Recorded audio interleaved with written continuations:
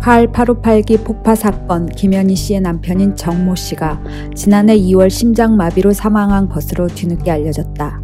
정보 당국과 정모 씨 지인에 따르면 정모 씨는 한파가 들이닥쳤던 지난해 2월 이사를 준비하는 과정에서 과로로 심장에 이상이 와 갑자기 세상을 떠났다고 한다. 정 씨가 사망한 곳은 그가 아내 김현희 씨와 함께 17년 이상 머문 임시 거처였다. 안기부 수사관으로 김현희 씨 수사에 참여했던 정 씨는 김대중 전 대통령이 당선자 시절이던 97년 12월 김현희 씨와 결혼한 후 안기부를 떠났다. 세간에 알려진 정 씨의 경호원 출신설은 사실무근이다. 두 사람은 결혼 후 정 씨의 친척들이 있는 지방으로 내려가 집을 장만하고 그곳에 살았다. 그러나 부부는 그 보금자리에 몇 년 살지 못하고 타의에 의해 그곳을 떠나야 했다. 김현희 씨 부부는 둘째 아이가 돌을 막 지난 무렵이던 2003년 11월 MBC 취재진에 자신의 집이 노출된 다음날 새벽 자신들의 집을 떠나 임시 거처를 마련했다. 곧 돌아갈 줄 알았지만 정 씨는 끝내 자신의 집으로 돌아가지 못하고 운명을 달리하게 된 것이다. 그 임시 거처의 열악한 상황에 대해 김현희 씨는 월간조선 2009년 6월호 김현희 씨의 12년 만에 서울 나들이 재하 인터뷰에서 이렇게 말했다. 부엌이고 화장실이고 하도 좁아서 혼자 외에는 못 들어갑니다. 생쥐고 바퀴벌레가 약을 놔도 3개월 지나면 또 생겨요. 쥐가 집에도 막 들어와요. 그게 참 영리하대요. 사람 있으면 못 나가고 있다가 문 열면 확 나가는 쥐가 많거든요. 바퀴벌레도 요즘 바퀴는 이만해요. 서양 바퀴인지. 지난 3월에 부산 가기 전날에도 새벽에 자다가 일어나서 이불 위로 지나가는 큼지막한 바퀴벌레를 잡다가 잠을 설쳤어요. 그런데 그곳에서 사는 저를 그날은 국가 원수 경호하듯이 그러니까 그것도 참 어색하대요. 같은 2009년 6월호에서 김현희 씨는 남편에 대해서 이렇게 말했다. 관련 내용이다. 남편의 어떤 점이 좋습니까? 남을 배려하는 마음이죠. 제가 자유롭게 밖에 못 나가고 갇혀있는 생활을 하고 있잖아요. 다른 사람들은 어디 갔다 오면 막 자랑하고 싶어 하면서 가고 싶어도 못 가는 사람들의 심정을 이해 못 하거든요.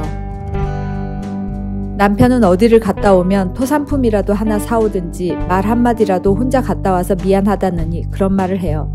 평소에도 남을 배려하는 마음이 있어요. 그런 게 참 고맙더라고요. 남편이 있어서 든든하죠? 그럼요. 우리 가족의 방패인데요. 제가 친구를 사귈 수 없는 게 사람을 자유롭게 만날 수 없는 갇힌 생활을 해야 하기 때문이에요. 누가 볼까봐 처음엔 마당에도 못 나가게 했어요. 집에서 통통 뛰고 그랬다니까요.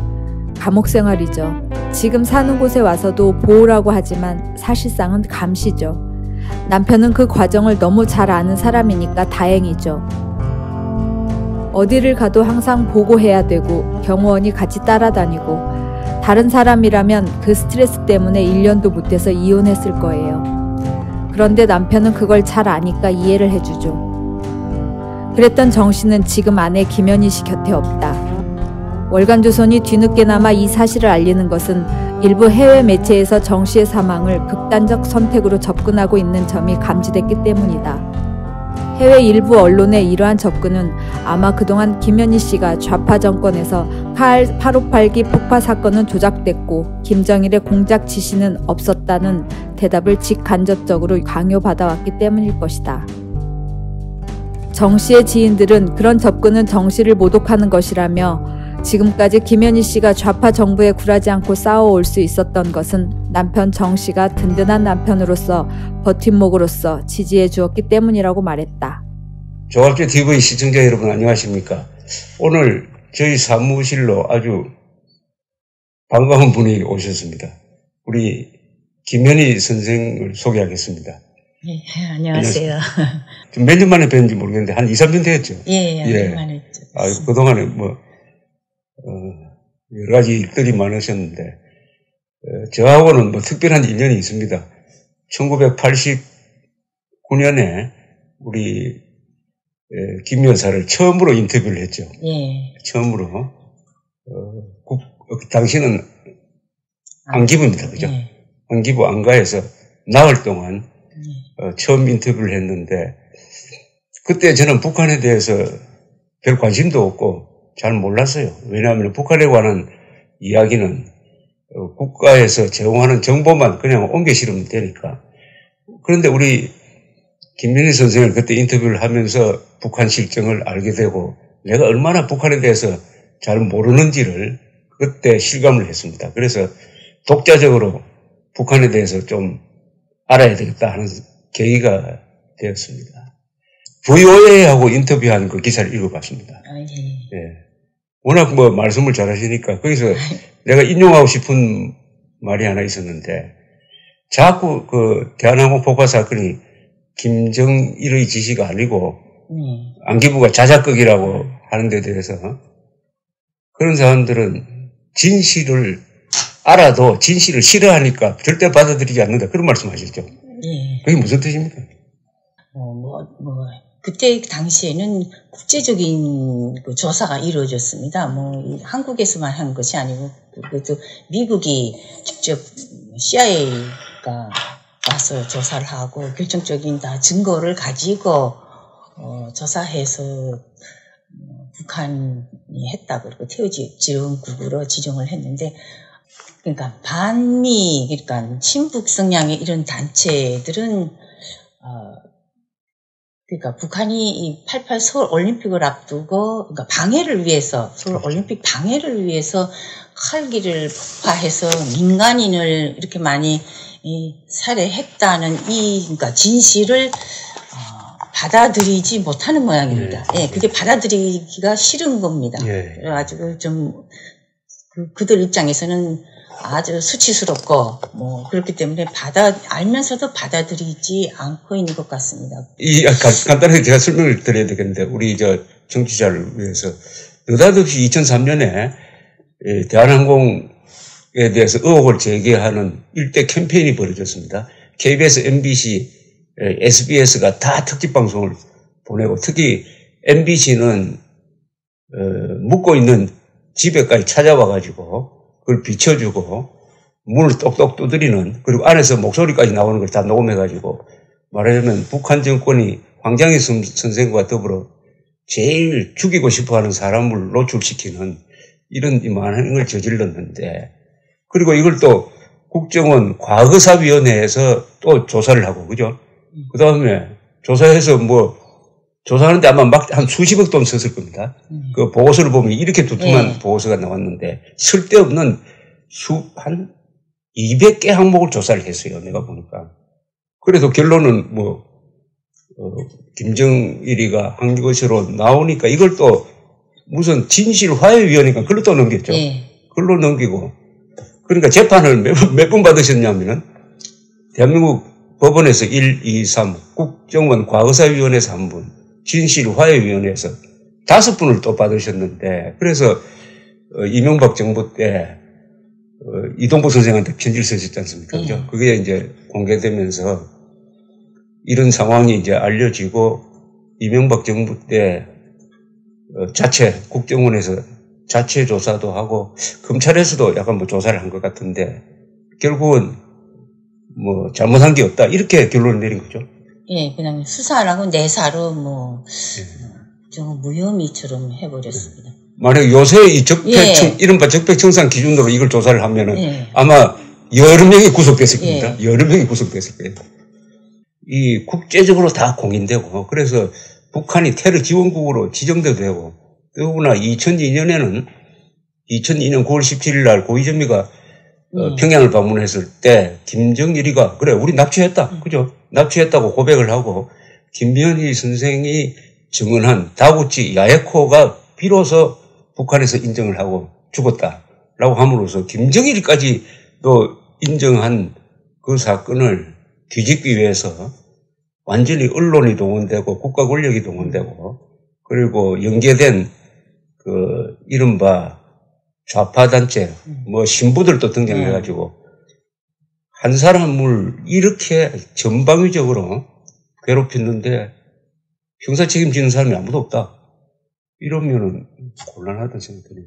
진짜, 문재인 지금 대통령이 그때, 대통령 비서실장 하신 거로 알고 있습니다. 근데 그때 청와대의 지시에 의해서 국정원, 경찰, 또 동원됐고 또 그러니까 이 방송사의 모든 시민단체가 동원해서 연대해서 공격을 했고 했다고도 인정을 했습니다. 와서 예. 인정하고 처리하겠다고 검찰 넘겨서 그리고는 시간만 지지다가 안 했거든요. 그리고 제가 뭐 가짜면 미국이 그 테러 지원국으로 지정을 했겠습니까? 그리고 북한은 자기네가 하지도 않았는데 그 테러 지원국으로 20년 8개월 동안 그러면 가만히 있겠습니까? 하지도 않고 그러면 누명을 쓰고 있는 것 아닙니까? 그리고 북한은 그 이후에 미국에 제발 좀 우리가 칼기 폭파 이후에는 테러 한 적이 없으니까 맞습니다. 좀 제발 해제해달라고 이렇게 막 애원하기도 했거든요. 그러니까 그 사건 난 게 1987년 11월 29일이고 한국으로 송환된 게 1987년 12월 15일이죠. 12월 15일이고 수사 발표가 88년 1월이었고 서울올림픽이 9월 17일이었습니다. 네. 그때 서울올림픽 개막식 보셨습니까? 예. 어린 나이가 이렇게, 굴렁쇠 굴러가고 그런 게 참 인상이 깊고, 올림픽 노래도 너무. 해내네. 예. 너무 좋고, 막 감격스러웠습니다. 그러면서, 저렇게 훌륭한 대회를, 진짜 축제를 왜 북한이 이렇게 막으려고 방해하려고 이런 테러를 했는가. 정말 이제 저도 더불어서 이용됐지만 참 좀 후회스럽고. 그러니까 김연희 씨하고 서울올림픽은 아주 숙명적인 관계가 있습니다. 또 방해하기 위해서 했으니까요. 그러니까 그 서울올림픽을 방해하려고 했는데 서울에서 그 올림픽을 보게 되었으니까. 그래서 참 감회가 남다랐습니다. 막 감격스럽기도 하고 막 좀 부끄럽기도 하고. 고르다 씨가 이렇게 평을 했더라고요. 서울올림픽이 냉전 종식의 문을 열었다. 그것을 취재한 일본인 기자로서 확실하게 이야기할 수 있다. 그 이야기를 보니까 굉장히 자랑스럽게 생각했겠습니다. 이 외국 기자 눈에도 그렇게 보이는구나 하고 느꼈습니다. 그렇죠. 올림픽으로 계기로 해서 진짜 한국의 위상이 올라가고 떨치고 그리고 북방 외교가 펼쳐지고 진짜 막 모든 면에서 한 단계 이렇게 도약하는 계기가 됐다고 생각합니다. 그러니까 그것을 북한도 예견을 했기 때문에 이렇게 그렇습니다. 길을 쓰고 막으려고 했던 것입니다. 너무나도 차이가 벌어지고 뒤떨어진다고 생각했기 때문에. 제가 그래서 이 서울올림픽의 자료를 찾다가 이번에 참 재밌는 자료를 하나 찾았는데 미국의 윌슨 센터가 냉전시대 때의 연구를 합니다. 거기 보니까 이 서울올림픽을 막기 위해서 북한이 어떤 매교를 했느냐가 논문을 하나 나와 있었습니다. 그 논문을 읽어보니까 김일성이가 서울올림픽이 개최되면은 아주 우리가 곤란하게 된다는 그 생각을 했더라고요. 그래서 자기가 직접 나서더라고요. 그래가지고 86년입니다. 86년에 10월에 고르바초프를 찾아가요. 서울올림픽 참여하지 말라고. 그때 분산 개최를 요구할 텐데. 그러니까 고르바초프가 딱 잘라서 거절해버립니다. 그리고 그 한 달 뒤에 동국, 위성국 정상회담을 할 때 소련은 참석하기로 결정했다고 해요. 선을 해버려요. 그러니까 헝가리, 동독, 루마니아 이런 나라들도 바뀌는 겁니다. 그 다음에 어떻게 하냐면 87년인가 또 김일성이가 중국을 찾아갑니다. 중국한테도 올림픽 참여하지 말라고 하니까 중국도 거절해요. 왜냐하면 중국은 아시안 게임을 하기로 돼 있었거든요. 1990년에. 그러니까 2020년에는 북경 올림픽을 개최할 2000년에 계획을 세우고 있었는데 참석 안 하면 안 되잖아요. 그래서 거절을 해버려요. 그러니까 마지막 수단으로 테러를 한 게 아닌가 이렇게 보이더라고요.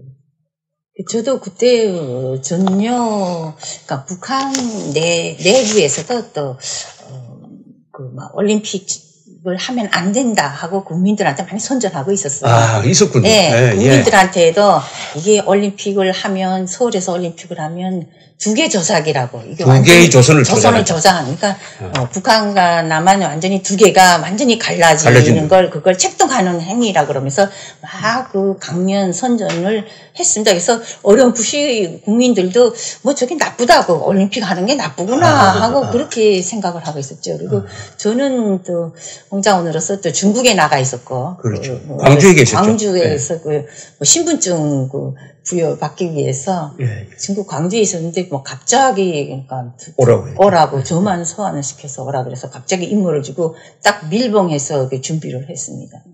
그러니까 그때 북한 주민들한테는 남한에는 거지들이 득실득실하니까 절대로 올림픽 개최 못한다 이랬죠. 예, 그때만 해도 내내 거지가 많고 이렇게 뭐 식민지고 그러니까. 미국의 식민지고 뭐 그런 식으로 남한을 비하했거든요. 그러니까 김일성으로서는 그렇게 선전을 했는데 만약 서울올림픽 성공하면은 자기가 거짓말 한 게 되니까 대내적으로도 좀 곤란했겠습니다. 그런 말씀입니다. 그래서 이 87년 10월 4일에 중국 광주에 계시다가 갑자기 귀환하라는 전가를 받았지 않습니까? 그래서 이 제가 가져온 기록에 의하면은 당시에 노동당 대외정보조사부 소속이었죠. 정보조사부 해외에서 납치 테러, 뭐 해외 첩보 임무를 담당하는데 불려와가지고 이부장 이창승입니까? 이 사람이? 창승은 이름은 뭐 이름은 잘 모르죠. 그러니까 이 부장으로부터 평양으로 이제 불려와가지고 이 부장이 이런 지시를 한 걸로 이제 진술을 하셨는데 이번 동무들이 수행해야 할 임무는 남조선 비행기를 제끼는 것이다. 남조선 비행기 폭파 목적은 88 서울올림픽을 앞두고 남조선 괴뢰의 2개 조선 책동과 준동을 막고 적들에게 큰 타격을 주기 위한 것이다. 이 임무는 중요하고 어려우며 특히 비밀이 담보되어야 한다. 시간이 별로 없으니 완전한 임무 수행을 위한 준비 사업을 철저히 하라. 이번 임무 수행 과정에는 완전한 일본 사람으로 위장해야 한다. 옥화 동무는 당시에 옥화라고 하십니다. 옥화 동무는 일본 여자로 위장할 수 있도록 일본어 학습에 열중하고 임무 수행 중에는 일본인 부잣집 딸처럼 행동하라. 이런 지시를 한 거죠. 이거 아주 구체적인데 이거 다 기억하고 있었습니까? 그렇기 때문에 조사 과정에 뭐 다 썼겠죠. 그래서 이제 최 과장하고 또 그 밑에는 최지도원, 그다음에 같이 한 팀이 되는 김승일이라는 노인 70대인데. 70대. 일단 물러났던 사람입니다. 그죠? 일단 은퇴했던 공자원이 다시 이제 복귀한 건데, 김현희 씨, 4사람이 11월 7일부터 11월 12일까지 초대소에서 밀봉돼가지고 이제 준비를 하는데, 이때, 그걸 놓고, 루트를 놓고 이제 좀 이견이 있으니까, 여기에 대해서 최 과장이라는 사람이 한 말 중에 김정일 이야기가 나옵니다. 이것은 김정일 동지의 친필 비준이 난 계획이므로 수정할 수 없다. 이렇게 얘기했죠. 그러니까 비준이 내려졌기 때문에 수정을 못 한다고. 그리고 그 노선 또 다른 걸 얘기하니까 그건 다음 기회에 그런 거 하자고. 그렇죠. 그래서 이건 그대로 해야 된다고. 근데 북한에서 비준이란 말은 다른 사람에게는 쓰지 않습니다. 김정일한테만 친필 기준이란 말을 쓰거든요. 친필 기준. 그러니까 우리 김 여사께서 진술할 때 김정일이란 말을 넣은 것은 여기가 유일합니까? 그리고 김정일 지시라고 할 때의 그 근거는 최 과장이 말한 거죠. 뭐 다른 정황 접근으로 김정일 아니면 지시할 사람이 없지만은 여기 최 과장이라는 사람이 김정일 동지의 친필 비준이다. 이번 말이 아주 제일 중요한 것 같은데. 그때 이게 노선에서 문제가 된 거는 이라크를 지나는 네. 문제였죠. 바그다드 거기가 전시 상황이기 때문에 그렇죠. 아무래도 문제가 많을 거라고 그 김승일이가 의견을 제기했습니다. 의견을. 네. 근데 뭐 묵살된 거죠. 그렇죠.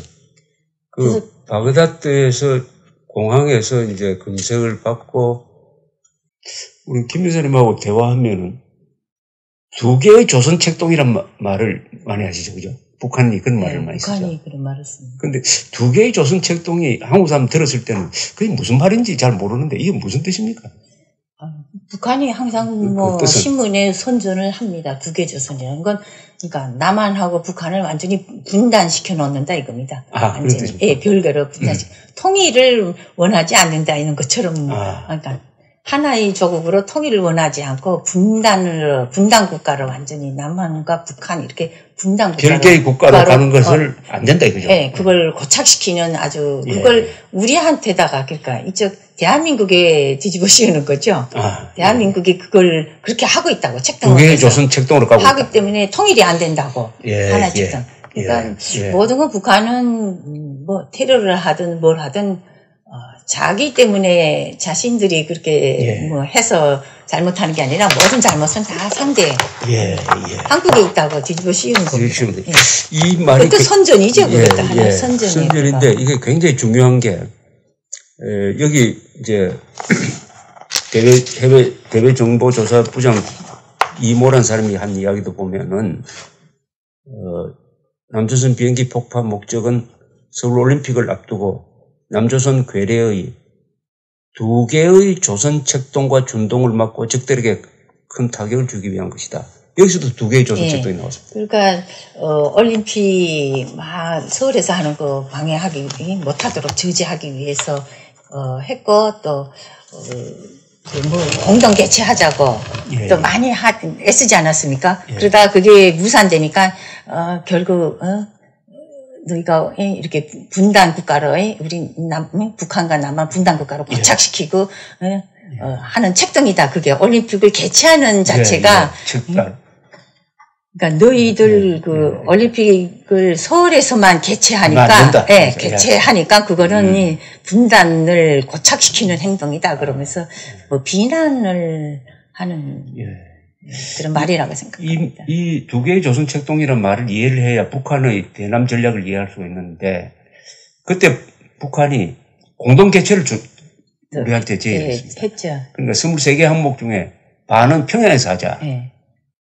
이렇게 했는데 그 명분이 바로 조선이라는 나라는 하나다. 그죠? 하나인데 왜 2군데서 하느냐. 그러니까 이거 같이 해야 된다. 서울만 하면 안 된다. 이런 뜻인데 이 2개의 조선 책동에 깔려 있는 것은 한반도에서는 통일국가가 하나여야 한다. 그거 아니겠습니까? 하나여야 하는데 남조선에 저 괴뢰 정부가 있다. 저게 계속 하나의 국가 행세를 하려고 한다. 그러니까 이걸 막아야 한다.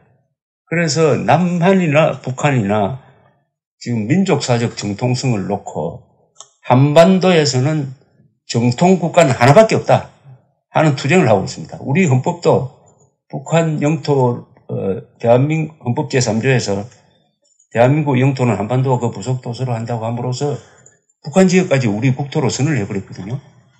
그래서 우리도 북한을 국가로 인정하지 않고 북한도 우리를 국가로 인정하지 않으니까 그냥 괴뢰라고 생각하고 그렇죠. 서로 괴뢰라고 생각하니까 이 민족사적 정통성 싸움이 통일 때까지 계속 갈 수밖에 없어요. 갈 수밖에 없는데 한국에 지금 중요한 변화가 하나 일어났는 게 문재인 대통령이 올해는 당연히 대한민국 건국 70주년으로 기려야 되는데 그것을 안 하겠다고 합니다. 대한민국 건국 70주년이 아니라는 거예요. 그럼 언제냐? 1919년 상해 임시정부 수립 100주년. 이것을 건국 100주년으로 내년에 기리겠다고 이렇게 나옵니다. 그런데 이번에 김정은의 신년사에 보면은 원래는 뭐 민족사적 기념적 해입니다 해놓고 북한에서는 공화국 창건 70주년, 남한에서는 평창올림픽 이렇게 이야기를 했는데 이 잘못하면은 원래 한반도에서 건국 건국 70주년을 기리는 쪽은 북한밖에 없어요. 예. 잘못하면 그날 문재인 대통령 오라고 초청할 정도입니다. 그래가지고 남북한이 조선민주주의인민공화국 창건 70주년 공동행사를 할지 모르는 이런 상황입니다. 북한은 뭐 그 상해 임시정부고 그 전에 거는 다 인정을 안 합니다. 특히 김일성만을 인정하기 때문에 김일성 투쟁 출생부터 그 뭐 김일성 혁명 역사, 항일 투쟁사 그리고 김일성이가 45년 해방시키고 48년에 공화국 수립했고 그것만 인정을 하고 교육을 시키기 그 역사만 있기 때문에 뭐 다른 건 인정을 안 합니다. 뭐 김일성 역사만 인정을 하기 때문에 이번에 뭐 70주년도 그런 의미에서 아마 경축할 거라고 생각합니다. 그건 좀 네, 그렇습니다.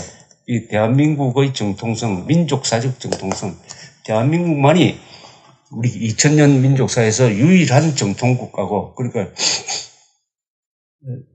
백제 고구려 신라 삼국통일로 정리가 됐고 고려, 조선, 그 다음에 대한민국으로 이어지는 거거든요. 북한은 정통국가가 아닌데, 그리고 그게 중요하고, 그 다음에 무엇보다도 대한민국은 선거를 통해서 출범한 정부입니다. 이게 독재 정부가 만든 것도 아니고 왕이 만들어준 것도 아니고, 그러니까 정통성이 있다. 한반도의 유일한 합법국가는 공정한 선거를 통해서 출범한 대한민국이다 하는 것이 유엔 총회의 결의였어요. 그걸 딛고 우리가 북한은 국가가 아니다, 이런 식으로 나가야 되는데, 북한은 이 문제에 대해서 예민하기 때문에 테러를 지시할 때도 이 목적은 두 개의 조선 책동을 분쇄하는 것이다. 즉 대한민국은 국가가 아니다. 대한민국이 국가가 아닌 게 무슨 올림픽 개최하고 하는 거, 이거 절대 허용할 수 없다. 그걸 용서할 수 없다. 예, 용서 못한다. 그러니까 막 방해한 거 아닙니까? 그러니까 이것은 초지 일관 북한이 견지하는 정책이고, 이것을 우리가 분쇄하지 않으면은 우리는 남북 간의 이 이념 투쟁에서만 이긴다고 되는 게 아니고 역사관 전쟁에서 이겨야 됩니다. 정통 국가가 어디냐?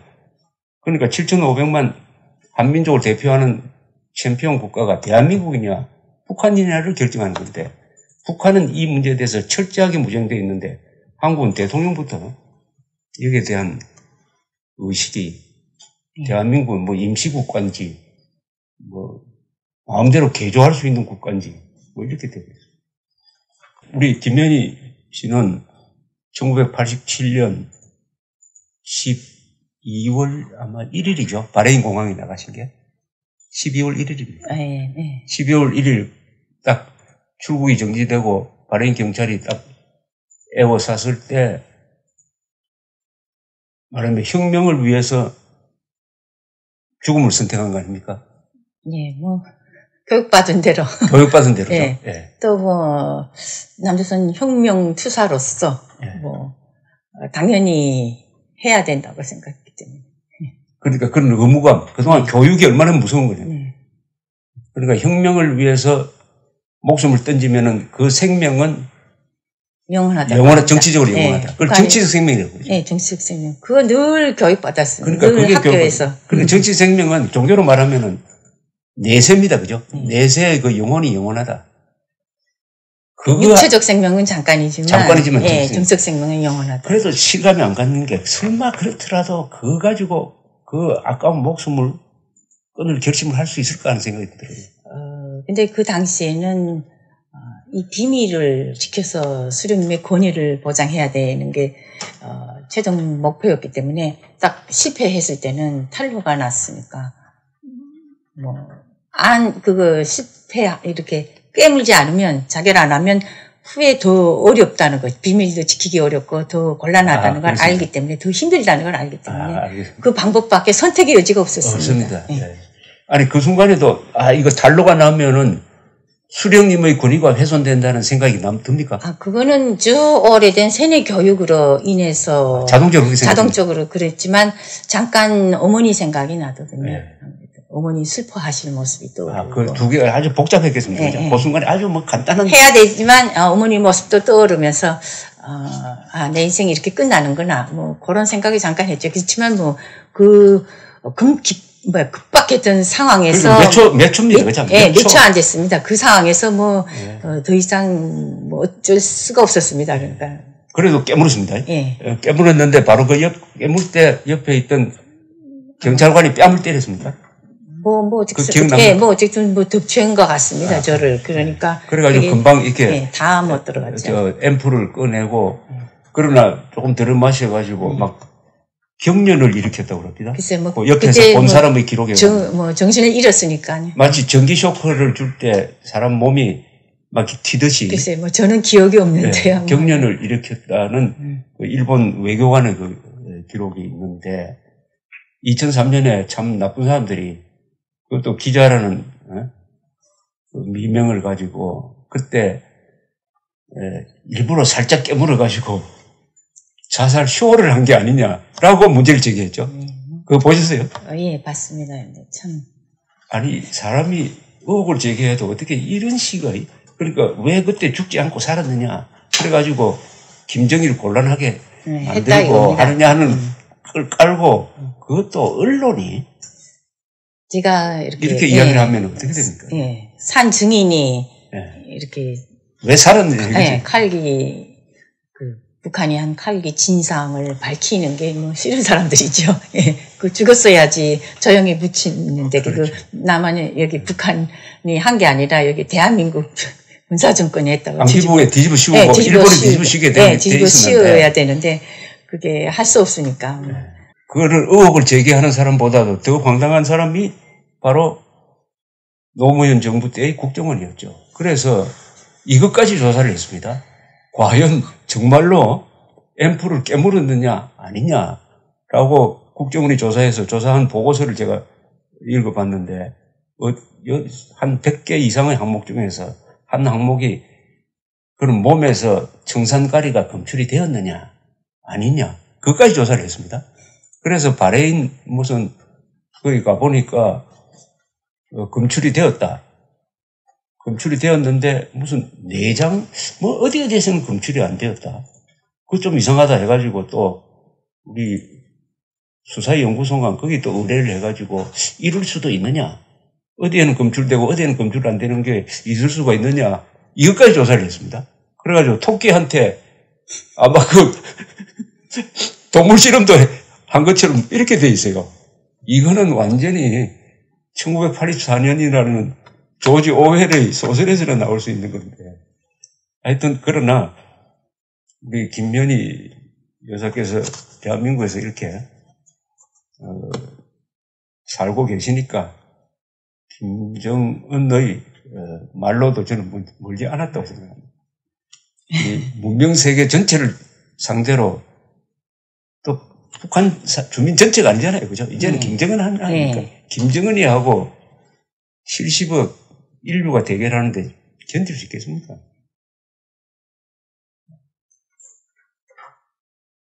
이제 시간이 너무 많이 흘렀고 또 다소 과거에 별로 기억하시고 싶지 않는 질문까지 해서 그래서 미안합니다. 네, 아닙니다. 혹시 무슨 우리 조갑제 TV 시청자들한테 뭐 하실 말씀? 아니 뭐 또 이게